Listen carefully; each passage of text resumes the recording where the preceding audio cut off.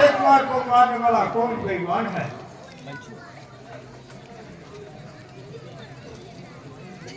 जी हाँ, मालूम हो गया। दैत पवन का बेटा हनुमान है। क्या कहा? पवन का बेटा हनुमान? क्या तुमने धोखा तो नहीं खाया? हाँ कृपा निधान, दैत पवन का बेटा हनुमान है। वह देखिए मेघनाद उसे पकड़ ही लाया।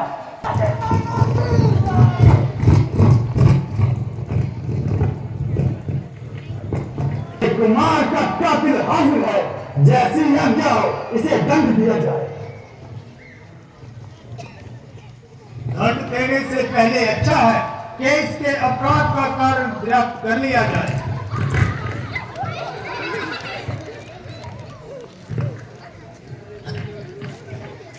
बताइए, ये मन में क्या समाई जो लंका पे आके आफत मचाई? तुझे अपनी मृत्यु नजर नहीं आई? चुप रहने से प्राण नहीं बचेंगे।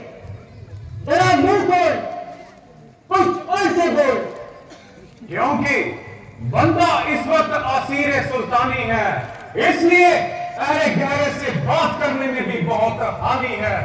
जब कोई पूछने वाला पूछेगा तो जवाब देंगे और कोई कोई का हिसाब देंगे। पड़ा हो शेर पिंजरे में, पड़ा हो शेर पिंजरे में, मगर वह बू नहीं जाती। बेलावार की कजा के सामने भी खोल नहीं जाती।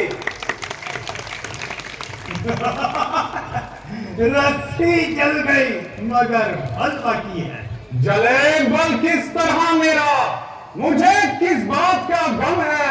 वही तू है, वही मैं हूं, वही दम है, वही थम है। अरे बेशरम, जे जलील पेशा अख्तियार करने से तो अच्छा था कि कहीं डूब कर मर जाता, ताकि पवन और प्रहलाद के नाम पर तेरे जैसे पुत्र के कारण कलंक का टीका ना आता। अभी तक भी है तेरा वक्त पश्चाताप करने का। किया है काम ये तूने रावण, बिना शक डूब मरने का। अरे नालायक, तुझे इस हालत में देखकर मेरी गर्दन मारे लज्जा के झुकी जाती है, तो तू अफसोस तुझे गैरत तक नहीं आती है। अभी तक तो झुकी है, ये तुम्हारे ही झुकाए से कोई दिन में भी जमीन से भी ना उठेगी उठाए से। हनुमान, आज तुम निराले ढंग से बात कर रहे हो क्या? प्राचीन संबंधों को एकदम ही बुला दिया। कदापि नहीं, बल्कि उन्हीं संबंधों ने मुझे यहाँ तक आने का साहस दिया। हनुमान आज भी आपका वफादार है और हर प्रकार की सहायता करने को भी तैयार है। इसमें क्या शक है कि अगर तेरे जैसे 4-5 और वफादार हो तो मेरा बेड़ा पार है। ये अच्छी वफादारी है। समस्त बादशाह का तोड़ा, बागबानों ने टोका तो उनको पकड़ कर मरोड़ा। अक्षय कुमार गया तो उसको जीवित न छोड़ा। बारे मेरे वफादार, मैं तुझ पर बलिहार। मैं गया था कौन सा इनको बुलाने के लिए, आप ही आए थे वो झगड़ा फैलाने के लिए। काम किस आते हैं फल, आखिर ये खाने के लिए।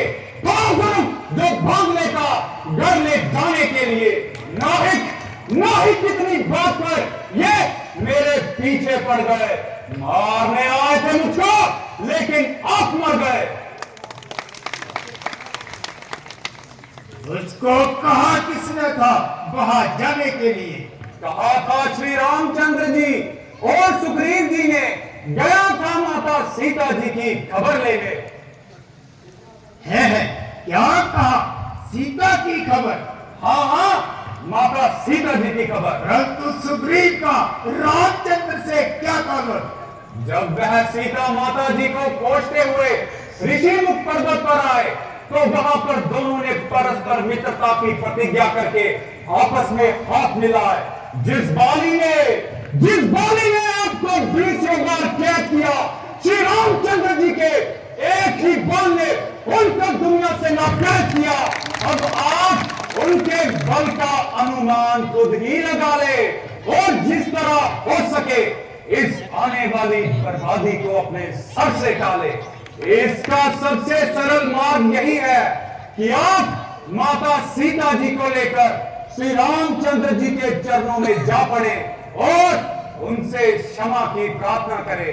वह बड़े उदार है, मुझे पूरी आशा है कि वह आपका अपराध तुरंत माफ करेंगे, अन्यथा तुम्हारी ये एक क्षण नहीं निकल जाएगी और ये हरी भरी लंका मिट्टी में मिल जाएगी। क्योंकि बानर द्वीप का एक एक बच्चा मरने मारने को तैयार है और उन्हें केवल मेरी वापसी का इंतजार है।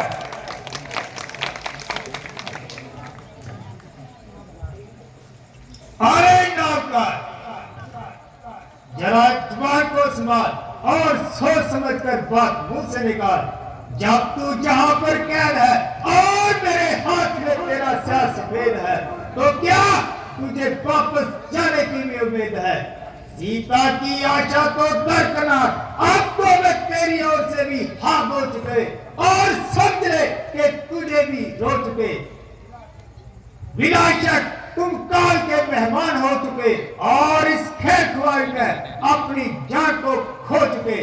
जिनकी महिमा के तुम बाटों के पाती गीत गा रहा है और बार बार 1.5 फुट चौड़ा मुंह फैला रहा है, उनको मैं अच्छी तरह से जानता हूँ। प्रथम दो वनवासी रामचंद्र और लक्ष्मण, दूसरे साथ को मेरा सुग्रीव अक्कल का दुश्मन। अपनी स्त्री के लिए तो आज तक रोता फिरा और जंगलों में हैरान होता फिरा। ऐसा ही भी था तो उस समय क्यों न तलवार संभाली और बाली से अपनी स्त्री क्यों न चुरा ली। कहीं का रोना बात पत्नी से उपाय जोड़ा। 150 आदमी इधर उधर के इकट्ठे किए और रावण से युद्ध करने के सुबह बांध लिए। अरे बदरीमन, अगर मैंने लंका का एक कुत्ता भी उनकी तरफ छोड़ दिया तो फिर भागने के लिए जगह नहीं पाएगी। सच है, जब किसी मनुष्य की बुरी घड़ी आती है तो उसकी समझ आपसे आप उल्टी हो जाती है। विनाश काल विपरीत बुद्धि, यद्यपि विश्व पुरुष और उपदेश का विशेष वैर है। उसको इस बात की पहचान नहीं रहती कि ये अपना है या गैर है। तथापि मैं हैरान हूं कि सारी लंका में कोई भी आदमी ऐसा नहीं जो तुझे इस नाशकारी मार्ग से हटाए और किसी प्रकार इस झगड़े को मिटाए। किंतु अब व्यतीत हुआ कि यहां तक बचते ही कुत्ते हैं। कौन समझाए और किसे समझाए? सोए को सोया हुआ कैसे जगा सकता है? मगर याद रख, आखिर में रोएगा पछताएगा, परंतु ये समय हाथ नहीं आएगा। मैं नहीं कहता कि तू किसी मनुष्य से डर, किंतु परमात्मा का कुछ तो भय कर और इस तरह निंदित होकर ना मर। दंड देने के लिए परमात्मा स्वयं नहीं आते, बल्कि जब किसी तेरे जैसे पापी का नाश करना होता है तो अवश्य कोई ना कोई कारण जरूर बनता है। अंत जिस समय रुद्र रूप परमात्मा की आज्ञा पाकर प्रभु श्री रामचंद्र जी वानरी सेना को लेकर यहाँ आएंगे तो तेरे ये कुत्ते और तेरी संस्कार बनी खोपड़ी को कौवे नोच कर खाएंगे। अरे बेहुदे, क्या बक लगाई है? क्या तेरी मौत को जहां तुझे खींच कर नहीं लाई है? मैं जितना नरमी पकड़ता गया तो ज्यादा सचता गया।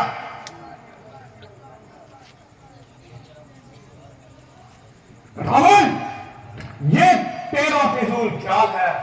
मेरी ओर उंगली उठाना भला किसकी मजाल है? शायद तू इसीलिए ढूंढ रहा है कि मेघनाथ मुझको पकड़ लाया है और जाते ही जंजीरों में जकड़ लाया है, मगर ये तेरी सरासर हिमाकत है और तेरे इस मेघनाथ बेचारे में तहारी ताकत है। यदि चाहता तो इन जंजीरों को एक झटके में तोड़ देता और तेरे इस मेघनाथ को वहीं पकड़कर मरोड़ देता, किंतु मैं स्वयं चाहता था कि किसी तरह तुझ तक पहुंच जाऊं और तुझको समझा बुझाकर इस नाशकारी पद से हटाऊं, मगर अफसोस कि मेरी सब मेहनत व्यर्थ ही गई और बात वही की वही रही। सगड़ी निकट आती है तो उसकी प्रत्येक ज्ञान इंद्रियां आपसे आप शीतल हो जाती हैं, ना आंखों से दिखाई देता है ना कानों से सुनाई देता है, बस जो कुछ मन में आता है जीवा से बकता है। निसंदेह तेरी भी यही दशा होने वाली है, नहीं बल्कि हो रही है, और तेरी मौत तेरे सिराने खड़े हो रही है। केवल प्राचीन संबंधों के कारण मैं तुझसे हमदर्दी कर रहा था और इतनी देर से सरदर्दी कर रहा था, अन्यथा हमें क्या बाढ़ में पड़े तेरी लंका और चूल्हे में पड़े तू। नहीं चलाना से कहा जाता, जवान इतनी चला रहा है, तेरी इज्जत का आबरू को खाक में मिला रहा है। इज्जत हुर्मत तो आप कोई कसूर मेरा बता रहा है। अजब तमाशा है, देखो यारो जमाना कैसा ये आ रहा है। अरे नालायक, बता तू मुझको खौफ किसका दिखा रहा है? मैं तो बड़ा हूं जिसके भय से काल भी खौफ खा रहा है। लोग खुद ही ये देख लेंगे